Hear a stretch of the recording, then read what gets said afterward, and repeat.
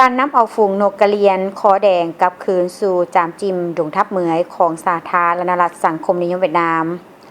เมื่อ1 ปีก่อนนกกระเรียนคอแดงสุดทำอิฐได้รับการเคลื่อนย้ายจากประเทศไทยมาเวียดนามเพื่อเริ่มต้นภารกิจฟื้นฟูสัตว์ปีกสัญลักษณ์ของเขตดงน้ำซุมถามเหมยหลังจากได้รับการดูแลและปรับตัวเข้ากับถิ่นที่อยู่อาศัยใหม่ฝูงนกกระเรียนก่อเติบใหญ่แข็งแรงสร้างสัญญาณที่ดีต่อเป้าหมายการฟื้นฟูประชากรนกกระเรียนคอแดงอยู่เขตป่าสงวนแห่งชาติจามจิมผลสำเร็จในระยะเริ่มต้นเหล่านั้นกำลังสร้างความหวังว่านกกระเรียนคอแดงจะกลับคืนสู่ถิ่นอาศัยเดิมของมันอีกครั้งหนึ่ง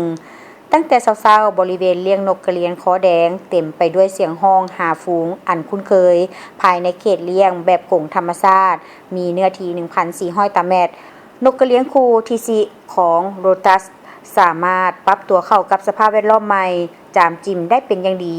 นอกจากสุขภาพแข็งแรงดีขึ้นแล้วพฤติกรรมตามธรรมชาติของพวกมันก็ค่อยๆฟื้นกลับคืนท่านเจินเฟืองวูวิศวกรศูนย์อนุรักษ์สัตว์และร่วมมือสากลป่าสงวนแห่งชาติจามจิมกาวาสีแดงอยู่บริเวณหัวของนกกระเรียนเห็นว่าชัดเจนและเข้มขึ้น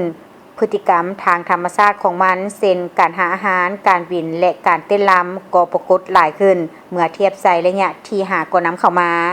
อยู่ในเขตเลี้ยงเพื่อขยายพันธุ์มีเนื้อที่220 ตารางเมตรนกกระเรียนคูทาวิและผูเวียนมักจะแสดงท่าทางเต้นจับคูพร้อมเสียงห้องเอิ้นหาคูของมันนี่แม่นสัญญาณที่ดีที่บุคลากรด้านอนุรักษ์รอท่ามาหลายปี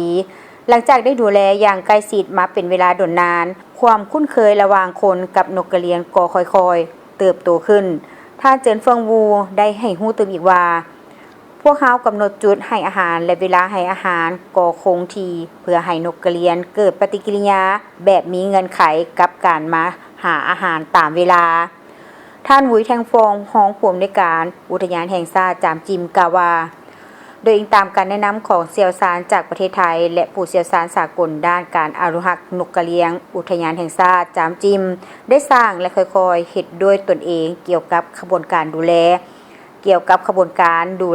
นกกระเรียนคอแดงผลสำเร็จที่สำคัญที่สุดคือการรับประกันความปลอดภัยให้นกกระเรียนทุกตัวซอยให้พวกเขาปรับตัวและเติบใหญ่ได้อย่างแข็งแรงอยู่จามจิม